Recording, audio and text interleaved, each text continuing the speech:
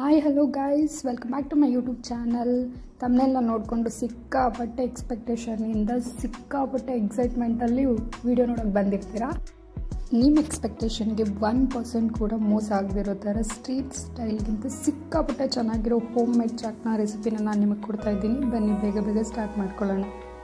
ಇಲ್ಲಿ ನಾನು ಒಂದು ಬೌಲ್ಗೆ 2 ಸ್ಪೂನ್ ಶುಂಠಿ ಬೆಳ್ಳುಳ್ಳಿ ಪೇಸ್ಟ್ನ ತೊಗೊಂಡಿದ್ದೀನಿ. 1 ಸ್ಪೂನಷ್ಟು ಅಚ್ಚ ಖಾರದ ಪುಡಿ, 1 ಚಿಟಿಕೆಯಷ್ಟು ಟರ್ಮರಿಕ್ ಪೌಡರ್, ರುಚಿಗೆ ತಕ್ಕಷ್ಟು ಉಪ್ಪು, ಹಾಗೆ ಸ್ವಲ್ಪ ಮೆಣಸಿನ ಪುಡಿನ ತೊಗೊಂಡಿದ್ದೀನಿ, ಕಾಳು ಮೆಣಸಿನ ಪುಡಿ, ಹಾಗೆ ಅರ್ಧ ಟೀ ಸ್ಪೂನಷ್ಟು ಆಯಿಲ್ನ ಹಾಕ್ಕೊಂಡು ನೀಟಾಗಿ ಮಿಕ್ಸ್ ಮಾಡ್ಕೊತಾ ಇದ್ದೀನಿ. ಈ ಮಸಾಲ ಬಂದು ಮ್ಯಾರಿನೇಷನ್ಗೋಸ್ಕರ ಮಾತ್ರ. ನೀಟಾಗಿ 5 ರಿಂದ 6 ಸಲ ತೊಳೆದಿಟ್ಕೊಂಡಿರುವಂಥ ಮಟನ್ ಚಾಕ್ನಕ್ಕೆ ಬೇಕಾಗಿರೋವಂಥ ಮಾಂಸ, ಅಂದರೆ ನಾನಿಲ್ಲಿ ಬೋಟಿನಲ್ಲಿ ಆಯ್ಕೆ ಮಾಡಿಟ್ಕೊಂಡಿರೋದು. ಚಾಕ್ನಕ್ಕೆ ಅಂತ ಏನು ಬೇರೆ ತೊಗೊಂಡು ಬಂದಿಲ್ಲ, ಅದನ್ನು ಎತ್ತಿಟ್ಕೊತಾ ಇದ್ದೀನಿ ಮಿಕ್ಸ್ ಮಾಡಿಕೊಂಡು.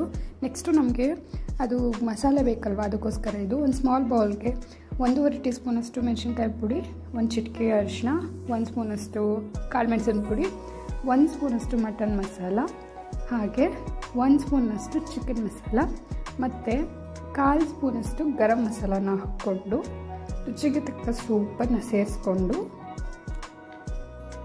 1-2 ಟೀ ಸ್ಪೂನಷ್ಟು ಅಡುಗೆ ಎಣ್ಣೆನ ಹಾಕ್ಕೊಂಡು ಸೂಪರಾಗಿ ಒಂದು ಮಿಕ್ಸ್ ಮಾಡ್ಕೊಳ್ಳಿ.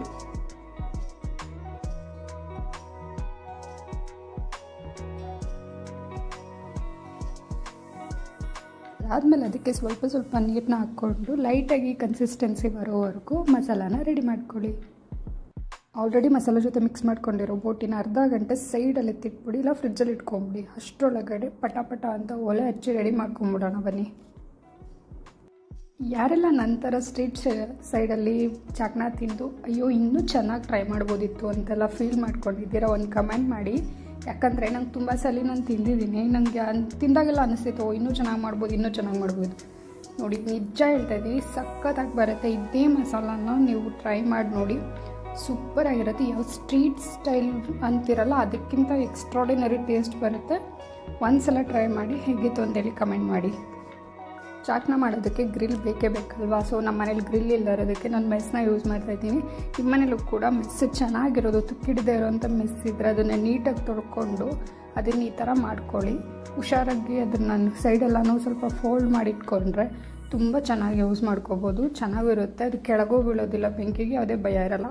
ಓಕೆ, ಮಸಾಲಾನ ಇಟ್ಕೊಂಡಿರುವಂಥ ಚಾಕ್ನ ಅಂದರೆ ಮಟನ್ ಬೋಟಿ ಪೀಸಸ್ ಏನಿದೆ ಅದನ್ನು ನೀಟಾಗಿ ಒಂದೊಂದನ್ನೇ ತೆಗೆದು ಈ ಥರ ಆಲ್ರೆಡಿ ಮೆಸ್ ಇದೆಲ್ಲ ಅದು ಕಾದಿದ್ದನ್ನ ನೋಡಿಕೊಂಡು ಅದ್ರ ಮೇಲೆ ಇಟ್ಕೊಂಡು ಸಣ್ಣದಾಗಿ ಉರಿ ಹಾಕ್ಕೊಂಡು ನಿಧಾನಕ್ಕೆ ಅದನ್ನು ಬೇಯಿಸ್ಕೊಳ್ಳಿ.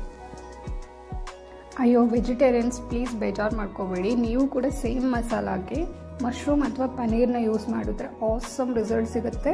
ನಿಜವಾಗ್ಲೂ ನೀವು ಯಾವ ರೆಸ್ಟೋರೆಂಟಲ್ಲೂ ತಿಂದಿರಲ್ಲ, ಅಷ್ಟು ಸಖತ್ತಾಗಿ ಟೇಸ್ಟ್ ಬರುತ್ತೆ. ಜಸ್ಟ್ ಟ್ರೈ ಮಾಡಿ ಅಷ್ಟೇ. ಈ ರೀತಿ ಅದನ್ನು ಹಾಕ್ಕೊಂಡು ಸ್ವಲ್ಪ ಅದನ್ನು ಆವಾಗವಾಗ ತಿರ್ಗಿಸ್ಕೋಬೇಕು, ನೀಟಾಗಿ ಬೆಂದಿದೆ ಅಂತೇಳಿ ಎಲ್ಲ ಕಡೆ ನೀಟಾಗಿ ತಿರ್ಗಿಸ್ಕೊಳ್ಳಿ. 1 ಸ್ಪೂನ್ ಅಥವಾ ಏನಾದರೂ ಇದನ್ನು ತೊಗೊಂಡು. ನಾನಂತೂ 1-2 ಕಡೆ ಅಷ್ಟೇ ತಿಂದಿದ್ದೀನಿ ಔಟ್ಸೈಡು ಚಾಕ್ನ, ಬಟ್ ನಾನು ಮನೆಯಲ್ಲಿ ಟ್ರೈ ಮಾಡಿರೋದು ಮಾತ್ರ ಸಿಕ್ಕಾಪಟ್ಟೆ ಜಾಸ್ತಿ. ಅಂದರೆ 4-5 ಸಲ ಅಂತೂ ಟ್ರೈ ಮಾಡಿದ್ದೀನಿ ನಾನು. ನೀವು ಕೂಡ ಒಂದು ಸಲ ಟ್ರೈ ಮಾಡಿ ಹೇಗಿತ್ತು ಅಂತ ಹೇಳಿ ಖಂಡಿತ ನನಗೆ ತಿಳಿಸ್ಕೊಡಿ. ಯಾಕಂದರೆ ನಾನು ಮಾಡಿಕೊಟ್ಟಿರೋರು ಎಲ್ಲರೂ ಕೂಡ ತುಂಬಾ ಇಷ್ಟಪಟ್ಟು ತಿಂದಿದ್ದಾರೆ ಇದನ್ನು, ಹಾಗಾಗಿ ನಾನು ಹೇಳ್ತಾ ಇದ್ದೀನಿ. ತುಂಬಾ ಚೆನ್ನಾಗಿ ಬರುತ್ತೆ, ನೀವು ಟ್ರೈ ಮಾಡಬೇಕಷ್ಟೆ. ಚಾಕ್ನ ಶಾಪ್ಗಳಲ್ಲಿ ಸಪ್ರೇಟಾಗಿ ಚಾಕ್ನಕ್ಕೆ ಅಂತ ಹೇಳಿ ಬೇರೆ ಬೇರೆ ಮಾಂಸದ ಭಾಗಗಳನ್ನ ತಂದು ಮಾರ್ತಾರೆ.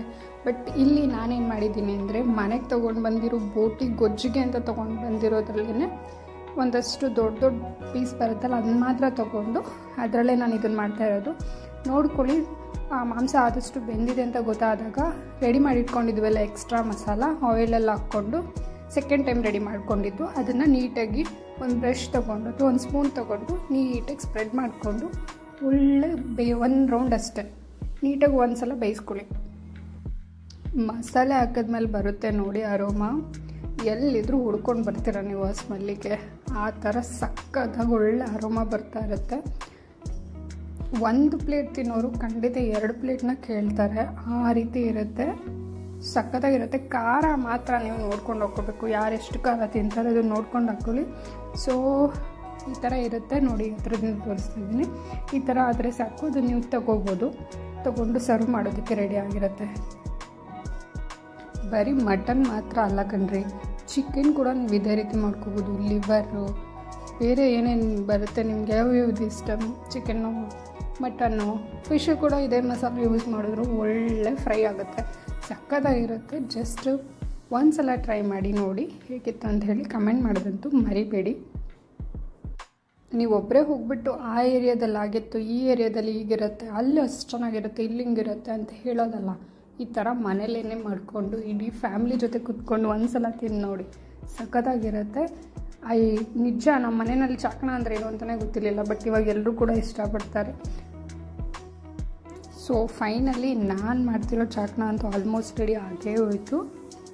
ಅದನ್ನು ಸರ್ವ್ ಮಾಡೋದು ಹೇಗೆ ನೋಡಿ, ಜಸ್ಟ್ ಏನಿಲ್ಲ, ಸಿಂಪಲಾಗಿ ಅಲ್ಲೇ ಕುತ್ಕೊಂಡು ತಿನ್ಬೋದು. ಜಸ್ಟ್ ಒಂದು ಪೀಸ್ ಸೌತೆಕಾಯಿ, ಒಂದು ಪೀಸ್ ಈರುಳ್ಳಿ ಜೊತೆ ಇದ್ದರೆ ಆಹಾ, ಅದರ ರುಚಿನೇ ಬೇರೆ. ಟ್ರೈ ಮಾಡಿ ನೋಡಿ ಹೇಗಿತ್ತು ಅಂತೇಳಿ ಪ್ಲೀಸ್ ಕಮೆಂಟ್ ಮಾಡಿ. ಹಾಗೆ ನನ್ನ ಚಾನಲ್ನ ಯಾರೆಲ್ಲ ಸಬ್ಸ್ಕ್ರೈಬ್ ಮಾಡ್ಕೊಂಡಿಲ್ಲ ಇವಾಗಲೇ ಸಬ್ಸ್ಕ್ರೈಬ್ ಮಾಡ್ಕೊಳ್ಳಿ. ನನಗೆ ಗೊತ್ತಿರೋ ಮತ್ತಿಷ್ಟು ಸೂಪರಾಗಿರೋ ರೆಸಿಪೀಸ್ನ ನಾನು ನಿಮ್ಮ ಜೊತೆ ಶೇರ್ ಮಾಡ್ಕೊಳ್ಳೋದಕ್ಕೆ ಇಷ್ಟಪಡ್ತೀನಿ. Thank you so much for watching. Please enjoy your ಚಾಕ್ನ. Thank you. ಹಾಗೆ ನಿಮ್ಮ ಫ್ಯಾಮಿಲಿ ಅಥವಾ ಫ್ರೆಂಡ್ಸಲ್ಲಿ ಯಾರೆಲ್ಲ ಚಾಕ್ನ ಸಿಕ್ಕಾಪಟ್ಟೆ ಇಷ್ಟಪಡ್ತಾರೆ ಅವ್ರಿಗೆ ಮನೆಯಲ್ಲೇ ಮಾಡ್ಕೊಂಡು ಎಂಜಾಯ್ ಮಾಡಿ ಅಂತ ಹೇಳಿ ಈ ರೆಸಿಪಿನ ಶೇರ್ ಮಾಡೋದನ್ನು ಮಾತ್ರ ಮರಿಬೇಡಿ. ಹಾಗೆ ನೆಕ್ಸ್ಟ್ ವೀಕ್ ಅಥವಾ ಈ ವೀಕಲ್ಲಿ ಯಾರೆಲ್ಲ ಟ್ರೈ ಮಾಡೋದಕ್ಕೆ ಪ್ಲ್ಯಾನ್ ಮಾಡ್ತಿದ್ದೀರಾ ಅಂತ ಹೇಳಿ ಕಮೆಂಟ್ ಮಾಡಿ. ನೀವು ಟ್ರೈ ಮಾಡಿದರೆ ಖಂಡಿತ ನನಗೆ ಖುಷಿ ಆಗುತ್ತೆ. ಸೊ ಮತ್ತಷ್ಟು ಒಳ್ಳೆ ರುಚಿ ಹಾಗೆ ಒಳ್ಳೆ ರೆಸಿಪಿ ಜೊತೆ ನಾನು ನಿಮ್ಮ ಮುಂದೆ ಬರ್ತೀನಿ. ಅಲ್ಲಿವರೆಗೂ ಪ್ಲೀಸ್ ವಾಚ್ ಗುಬ್ಬಿಗೂಡಲ್ಲಿ ಯೂಟ್ಯೂಬ್ ಚಾನಲ್. ಸಬ್ಸ್ಕ್ರೈಬ್ ಮಾಡ್ಕೊಳ್ಳೋದನ್ನು ಮಾತ್ರ ಮರಿಬೇಡಿ. ಹಾಗೆ ಬೆಲ್ಲೈಕನ್ನ ಪ್ರೆಸ್ ಮಾಡಿ ಆಲ್ನ ಸೆಲೆಕ್ಟ್ ಮಾಡೋದ್ರಿಂದ ನಾನು ಹಾಕುವಂಥ ಎಲ್ಲ ವೀಡಿಯೋಸು ನಿಮಗೆ ಮೊದಲೇ ಬರ್ತವೆ ಮತ್ತು ನೀವು ಕೂಡ ಅದನ್ನು ಮೊದಲೇ ನೋಡ್ಬೋದು ಕೂಡ. Thank you so much for watching. Bye bye.